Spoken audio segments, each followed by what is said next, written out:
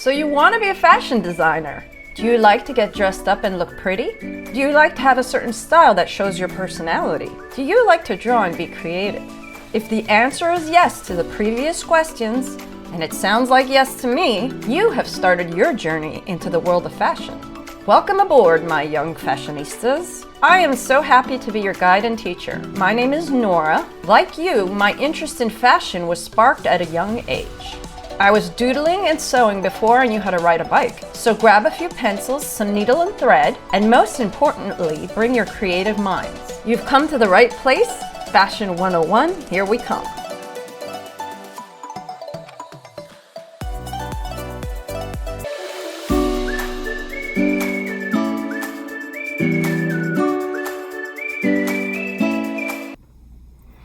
Hi everyone! So for your project, we're going to make something really cool. I have here a sneaker, which I embellished with rhinestones. And I picked this project because it's a lot of fun and it's easy to do, and you can decorate it any which way you like. As you can see here, I picked rhinestones in different colors, and I applied them with glue onto the sneaker. The sneaker I used is Rocket Dog, and it was a white sneaker at first. And what I ended up using in the end was white, blue, and a hot pink. But you can use other types of sneakers. You can apply it to Vans, for example, or even Keds. And it should be very easy to do for you, and a lot of fun, and I'm going to show you how to do it. But first I'm going to show you a couple of other things like the supplies, and then I'm actually demonstrate it for you.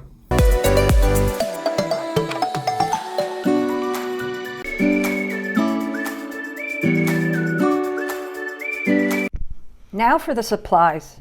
I wanted to show you this little piece of envelope because it has a size chart on it, and that's how you can decipher the difference between the rhinestones. Now we need to get rhinestones with a flat back. As you can see, you know, these are rhinestones, but they can have a diamond back or a flat back. So a diamond back would be pointy, and a flat back obviously is easy to glue because it has a flat back. And then the other side is the rhinestone. So here is the sizing. So 4 millimeters is very small, 6 millimeters is about the right size, 8 millimeters is a bigger, and then 10 millimeters is really big. I use different sizes. Here I use some blue, some baby blue, and then I use some hot pink. As you can see, this case comes with different sizes, and it does have a flat back, as you can see there, some of these. And they can also get really, really tiny, which makes them harder to glue. And these are the white diamonds. I haven't opened this case yet. And there's this case, which I used up a little bit of already. And they're kind of hard to open, but there's, you know, they come with different sizes. And as you can see, those are the flat backs as well. And then the other side is the diamond shape, rhinestone shape. Sorry about that. And what we're going to do is apply this. You can see if you buy a case of rhinestones with flat backs, you can have a selection. These are rather small. I would recommend maybe, you know, a little bigger size, like the size 6 millimeter. These are smaller, but it depends if you're going into a little crevice, you know, a little tight spot, so you might want to use smaller ones. And these have multiple colors, these cases. That's why it's easier to buy them like that. And then finally, you're going to need a shoe. So this is the other shoe that, you know, to the one I showed you before, which I had already done as an example. And this is the one I'm going to show you. I've already started it a little bit, but I'm going to show you the other side and how to apply the glue. So you'll also need the rhinestones, the shoe, preferably in your size or someone else's size if you're making it for somebody else. This glue is great. It's clear, as you can see here, and it's called E6000, and it applies really, really well with these rhinestones. They won't come off with this. You just have to make sure that, you know, you add it well on the canvas. As you can see, this is canvas. You can apply it to leather, but if you're going to apply it to leather, then use this glue. This will stick on anything for a long time. And these are the tools that come sometimes with the rhinestone cases. So here they give you this little pencil. It has like kind of like a waxy tip. And there's this tool, I guess it's for a smaller size rhinestone. So it comes as well. And then this one I bought separately. It's a crystal katana, and the tip is a wax tip, and it's really easy to pick up the rhinestones that way, which is what I'm going to show you now.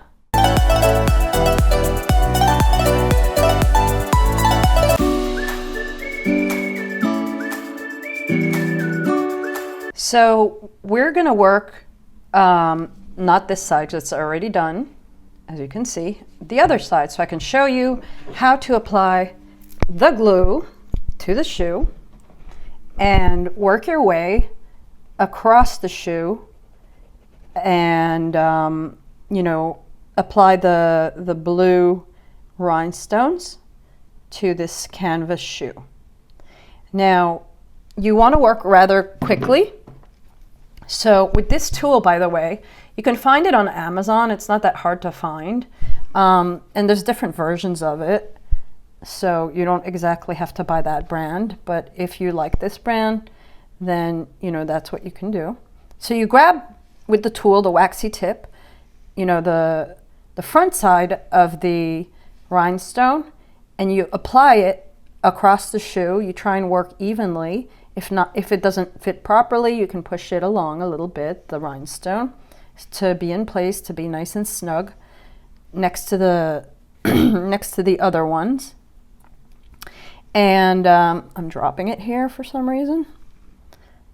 Let me get another one and apply it along, and that's how you do it.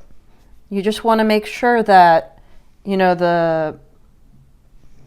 the rhinestones are flat and there's enough glue so that they won't pop out.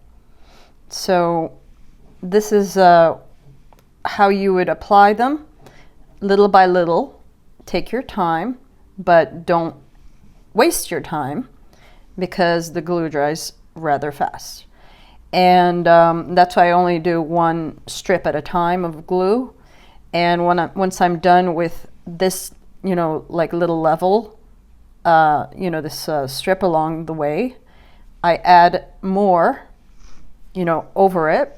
As you can see, some of it has overlapped already there.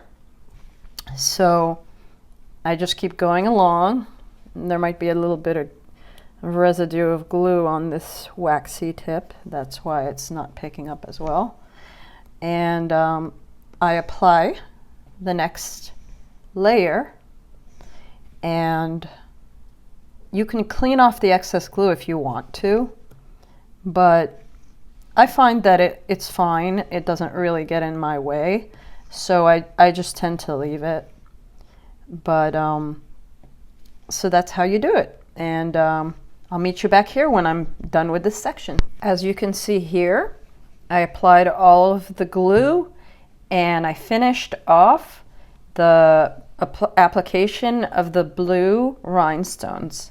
Now I'm going to move on to other parts of the shoe, and I hope you'll have fun with this project and, you know, take care of, you know, doing the same with your own shoes and make them look really, really pretty. And once you're done, you can reapply the shoelace or change it out for something more, you know, colorful, like a ribbon or another pair of shoelaces of the same color as pick a color that you've applied on the shoe. So enjoy and have a lot of fun with it.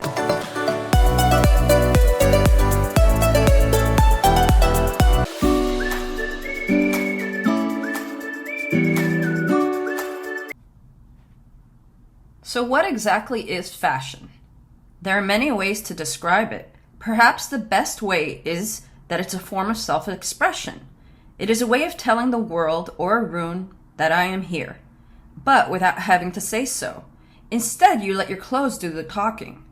For example, this girl is saying, I'm cool. This girl in the flowery dress is saying, I'm artsy and fun. And this girl here says, I'm confident, with her frilly dress. Fashion and style has been around for many, many years. In the 60s, they wore stuff like this. Bohemians, bandanas, tie-dyes, you name it. And in the 70s, fashion was more like this. It was considered that bell-bottoms were cool with big collars, for example, from this slide here. And not to be outdone, along came the 80s, the 1980s, with their bright colored sweatshirts, sweatsuits, leg warmers, etc. And then if you go far, far back to the 1700s, you'll see that they wore clothes that were more like this. Very different. So as you can see, styles and fashion changes very much over time.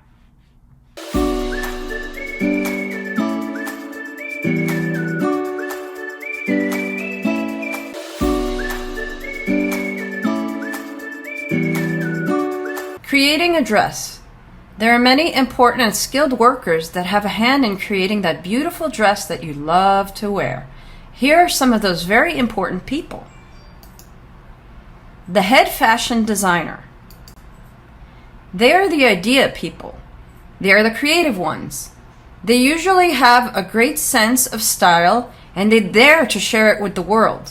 What starts out as an idea in their head ends up being that really cool dress that you love to wear.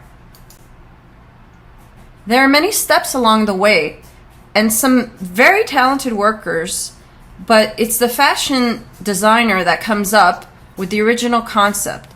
They are the captain of the ship. The textile designers. They are the people that create patterns for fabrics based on the original designs they receive from the fashion designer and put them on the fabrics. Like this paisley motif, for instance, can be put onto a fabric in a repeat design. Many of the times, textile designers create these pattern fabrics on their own for fashion designers, or even fashion designers go to their stores to buy them. Apparel pattern makers. Apparel pattern makers cut out the shapes, also known as patterns, to be given to the seamstress. They use the fashion designer's measurements to create the patterns, hence them being called pattern makers. I like to call them the scissor people. The seamstress. They are the sewing people. They take those loose pattern pieces from the pattern maker and they sew them together to put the finishing touches on the dress. And there you have it, an overview of our people.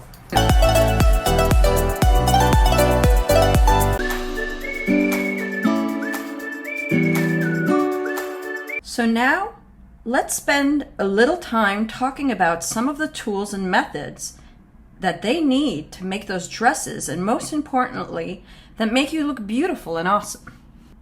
Fashion designer. Color is one of the primary elements of fashion. As you know, bright and different colors make the world a more interesting place. They also make it funner. Ask yourself the question, if you had a choice to view the world in black and white, or in all its beautiful colors, what would you choose? Fashion designers are well aware of how fun and powerful colors can be, and that's why they like to make their clothes shine like the rainbow. So how do they do it? Well, let's see how. They create color palettes. This is a hand-picked group of colors that the fashion designer chooses to make their clothing. In our case, the amazing fashion designer will be making a dress, so she will most likely be using bright colors. For instance, Pantone colors. Or you could also check Pinterest for palettes. Create a mood board, an inspiration board. A mood board is made by the fashion designer. It is a collage or a collection of random things on a board that are connected by a common theme. The designer will look at it from time to time for inspiration and ideas for what they are trying to create. Anything can be put on a mood board. Amazing pictures, stickers, buttons, drawings, etc. There are really no rules, but most importantly, they should have a common mood and a theme. For instance, here we have a theme of Santa Fe. We have drums, air balloons, and then we have the tone and colors and swatches, and then we have the models as well as the flats, which are drawn of the clothing that are drawn on the model. Drawing the clothes on the body. So you want to learn how to place the outfits to fit perfectly on the models? Well, good luck. Okay, I'm kidding, of course. Let's learn how to do that just like the fashion designers. Croquis sketching. You must first start out with an outline of the human form. The fancy word for that in the fashion world is croquis. No, I didn't say croquette, so stop thinking of food. I said croquis. Haha. Well, anyway, back to the croquis. A croquis is a quickly drawn sketch of a live model. After you have drawn this, gently place it under another piece of paper and then trace over the outline and use the new drawing to work on. On the second drawing, you can dress your model however you like. For instance, if you draw a dress, you start by drawing the dress over the outline. Tip number 1, don't throw away your original croquis outline, as you can always reuse this for future drawings. Tip 2, designers tend to draw their models taller, longer legs and arms, to give the models an air of importance and a larger-than-life look. And tip 3, just because designers usually draw tall and thin models, this does not always have to be the case. As you know, there's beauty in all shapes and sizes, so you can feel free to draw your croquis outlines in whatever shapes and plus sizes that you feel. The beauty is in our differences. These croquis will be put on a presentation board, as we talked about earlier. And then you will show it to whoever you need to show it to impress them. Draping. Draping is a process where the fashion designer places the fabric on the mannequin and makes their markings using pins and fabric pencils so they can shape it to the human body. They use cheap fabric called muslin. This is an inexpensive fabric as it is used for measuring and drafting, and in that stage of the process. In the end, it is not the fabric that will be used for the dress. It's only a practicing and measuring and editing type fabric, the muslin. The textile designer. Types of fabric. Textiles are types of cloth or woven fabric. Here are some examples of textiles. Textile designers create all kinds of designs that are woven or knitted into cloth or printed on fabric. They usually start with a specific design or a common theme, and they arrange them into eye-catching repeat patterns. In addition to creating the layout, they also decide what fabrics to put on the designs. Here's some popular fabrics that designers, textile designers use. Spools of cotton, silk, or wool, for instance. The pattern maker. In a nutshell, pattern makers take the muslin from the mannequin with all of the fashion designer's markings on it and then cut them into various shapes, also known as patterns, to be sent to the seamstress so they can all be sewn together into the final product. In our case, the final product is your pretty dress. It is important that the patterns and shapes that you send to the seamstress are measured correctly. The seamstress. A seamstress is the last person that helps out with the making of the dress. She takes all of the shapes or patterns sent to her by the pattern makers and sews them together. As you see here, a sewing machine, and then the final dress. Summary.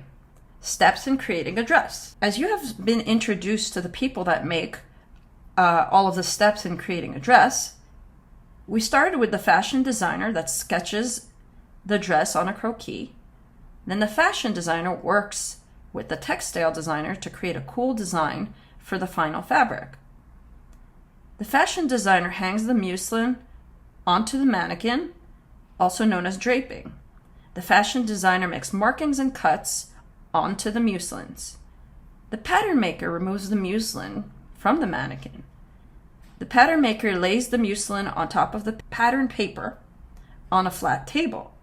The definition of a pattern paper is usually like a sturdy brown construction paper. Pattern makers then cut the pattern paper into shapes. Pattern makers then take the cut out brown paper and use it as a final template. Once these final shapes or patterns are cut out from the final fabric, they are sent to the seamstress, who sews everything together into a visual dress, our final dress.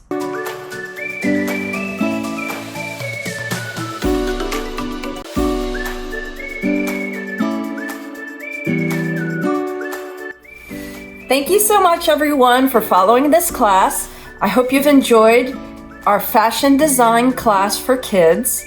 I hope you'll do the project and list it down below in our project section so I can see what you've done. It's so wonderful to see some of your creations, and enjoy the class as much as you can. Give me some feedback. I'd love to hear what you have to say. And see some of my other classes. You can see me under Pixie Art Studio, and I have other kids classes as well as some other classes for design, and I will be putting out some new classes soon. Thank you.